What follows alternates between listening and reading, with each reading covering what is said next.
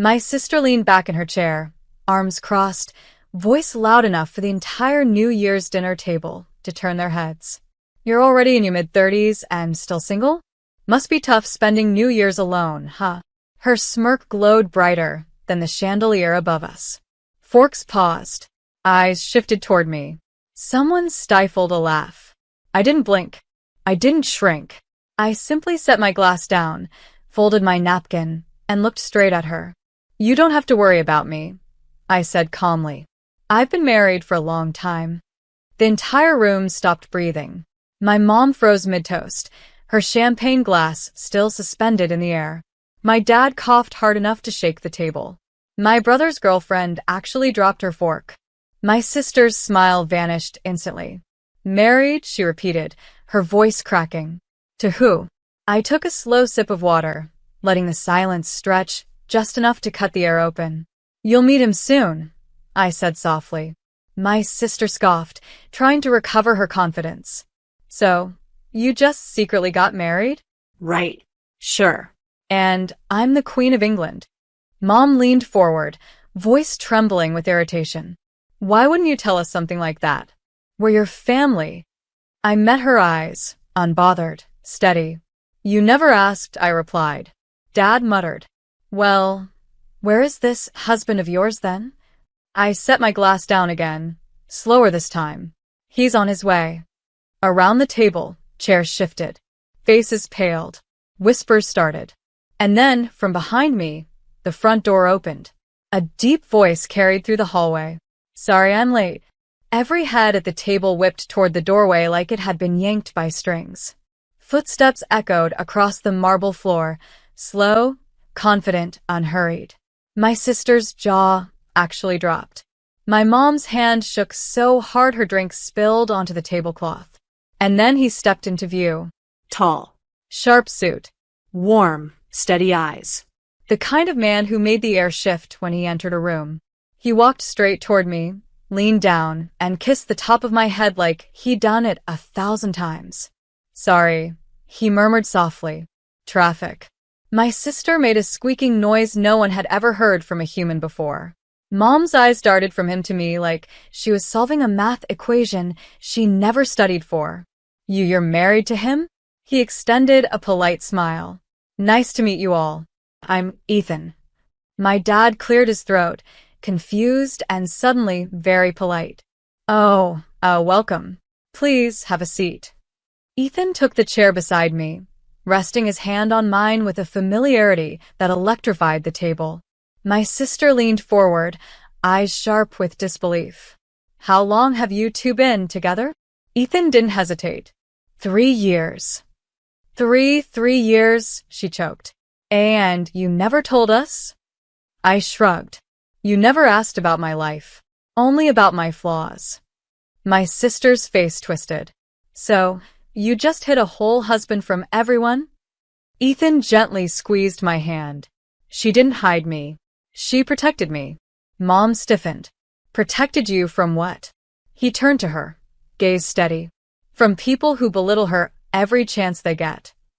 The table fell into stunned silence. And then Ethan looked at my sister. Especially you.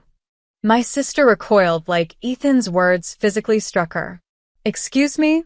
She snapped, voice cracking. What exactly is that supposed to mean? Ethan didn't blink.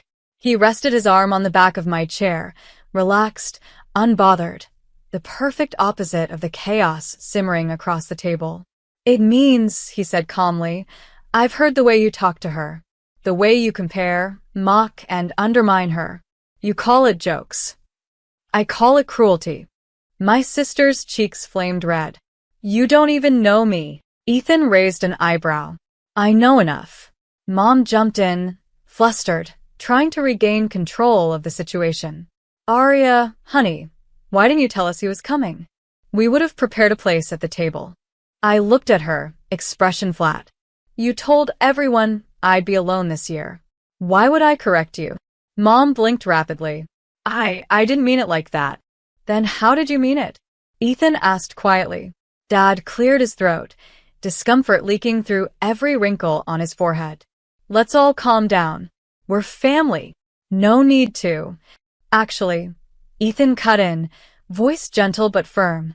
Family doesn't shame someone for being single, or older, or different. My sister scoffed. Oh, please. She's not a victim. She's boring. No career. No real achievements. Nothing going on in her life. We were being honest. Ethan leaned forward, eyes sharp. You're very loud for someone who knows so little. The table went dead silent. My sister folded her arms, bitter. So tell us then, she spat.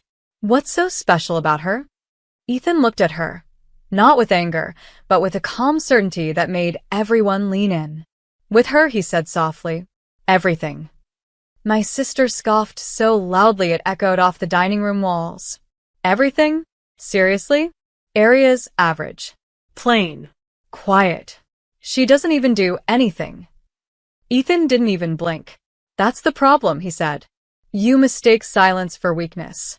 But real strength isn't loud, it's steady. My sister rolled her eyes. Oh, please, enlighten us. Ethan turned his gaze toward the rest of the table, my parents, cousins, aunts, every face suddenly too still. You all think she lives a small life, he said. You assume she's lonely, aimless, or incomplete because she doesn't brag about herself. He touched my hand gently. But she built a life on her own terms. Quietly. Without validation. Without any support from this room. My mom stiffened. We always support her. Ethan cut her a polite, sharp smile. When was the last time you asked her how she was doing? Without comparing her to someone else. Silence. Dad opened his mouth, closed it again. Ethan continued. She survived a layoff 2 years ago. Started a small business from scratch. Paid for her own apartment. Traveled alone. Helped a friend through chemo. Volunteers at the animal shelter every Saturday. My sister blinked fast. She never told us any of that. I finally spoke. You never ask. My sister's jaw tightened. So, what? You think you're better than us? No, I said calmly. But I stopped letting your opinion define me. Ethan nodded beside me. And that's what makes her extraordinary. The room tensed, like everyone suddenly realized they weren't talking to the same quiet sister they mocked for years. My sister leaned back, eyes narrowing. Fine, she said coldly. If she's so perfect, where's the ring then? Ethan smiled. You'll see it. My sister leaned forward like a predator who thought she'd spotted weakness. Show us the ring then, she demanded. If you're really married, why hide it? Around the table, heads nodded, hungry for proof, for drama, for any way to corner me back into the box they'd built. Ethan didn't rush. He slid his chair back, stood up slowly, and reached into the inside pocket of his jacket. My sister smirked. Oh, this will be good. But when he pulled out a small velvet box, her smirk cracked. Mom gasped. Dad's eyebrows shot up. My aunt actually whispered, Oh my God. Ethan opened the box, revealing a simple, elegant gold band with a small engraved inscription. My sister let out a bitter laugh. That's not a wedding ring. That's a prop. Ethan shut the box and placed it gently in front of her. Read the inscription. She rolled her eyes but picked it up. Her face strained. A+E, 2019. Forever. Ethan said softly. The ring was custom-made 4 years ago. She didn't wear it today because she wanted to introduce me on her own terms. My mom grabbed the box, her voice shaking. Why didn't you tell us any of this? I looked at her steadily. You never cared enough to notice anything about my life unless it gave you something to gossip about. Dad spoke next, cautious. Why today, Arya? Why bring him now? Ethan answered for me. Because she's done being your family's punchline. You mock her for being single, when you didn't even know she had a husband who adores her. My sister slammed the box shut. This is insane. Married for 4 years? And we heard nothing? I leaned back. That's because you were too busy talking to ever listen. My sister wasn't done. She never is. She crossed her arms, narrowed her eyes, and spit out the same venom she'd used on me for years. Okay, fine. Let's say you're married. Let's say he's real. Let's say you've been hiding him. Why? What are you scared of? Huh? That we'll find out he married you out of pity? That he's actually broke? That he's using you? Ethan actually laughed, low, warm, unbothered. Oh, I'm far from broke. My sister turned red. Mom cleared her throat, trying to regain authority. Well, what do you do, Ethan? Ethan didn't dramatize it. Didn't brag. Didn't lean forward or puff his chest like the insecure men my sister worshipped. He just said it casually. I'm a surgeon. The room dropped into dead silence. My sister's mouth opened, closed, then opened again like a malfunctioning robot. A surgeon? As in? Yes, he said. Neurosurgery. My aunt choked on her drink. Dad sat up straighter, like someone had yanked his spine. My sister blinked rapidly. You married a neurosurgeon? Ethan nodded, hand still resting protectively on mine. Mom, grasping for control, muttered, well, money isn't everything. Ethan smiled. I agree. That's why Arya and I didn't announce anything. We didn't want our relationship dissected, mocked, or turned into some competition, the way everything becomes in this family. My sister stiffened. He continued, and frankly, Arya deserves better than to be spoken to like a failure by people who haven't accomplished even a fraction of what she has. My sister slammed her hand on the table. Then, why did you show up today? Why now? Ethan's expression shifted, calm, steady, dangerous. Because today, he said, your sister finally decided to stop hiding her power. My sister's face contorted, trembling with the realization that nothing she said, no insult, no mockery, no fake superiority, could erase the truth sitting calmly beside me. But she doubled down anyway. So you're some big doctor, she spat. Great. Then why would you marry someone like her? She's plain. Socially awkward. She doesn't have a big career. She's not. Ethan's chair scraped sharply as he stood up. The room froze. He didn't raise his voice. He didn't need to. Don't finish that sentence, he said quietly. My sister swallowed hard. Ethan continued. I married her because she's brilliant, empathetic, loyal, and stronger than anyone in this family gives her credit for. I married her because when she loves with her whole soul. I married her because she built herself from the ground up without a single handout. He leaned closer, voice low and razor sharp. I married her because she isn't like you. My sister jerked as if slapped. Mom sputtered. Now wait just. But Ethan wasn't done. You know what the real reason is, he said, turning to the entire table. She never needed me. Not once. She stood on her own long before I entered the picture. I'm not her upgrade. I'm her equal. A stunned silence swept the room. Even Dad seemed hesitant to breathe. My sister's eyes filled with furious tears. So, what? You expect us to just accept this? Accept her? Ethan looked at her. No, he said. I expect you to respect her.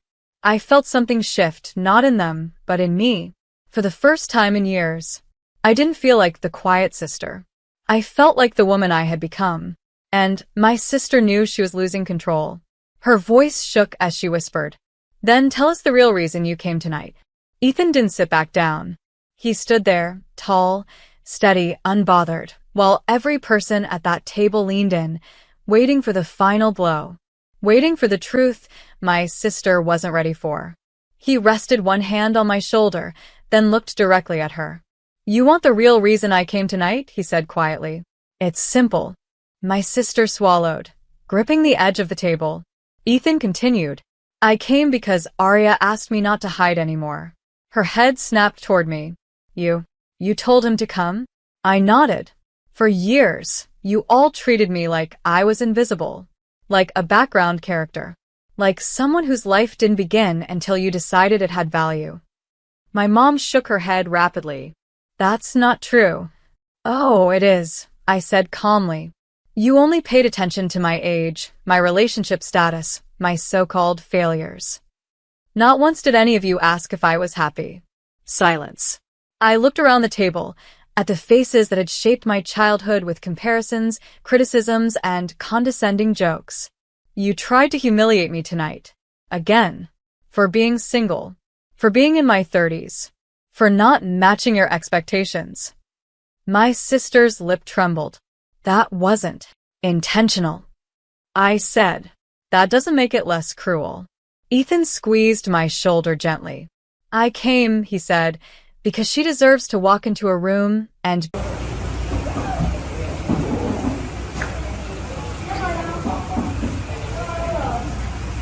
Tiếng này là tiếng rộng, tiếng này là tiếng rất rộng, nó phải làm tiếng là cuốn dẻo bên này, chứ không để mà hơi cao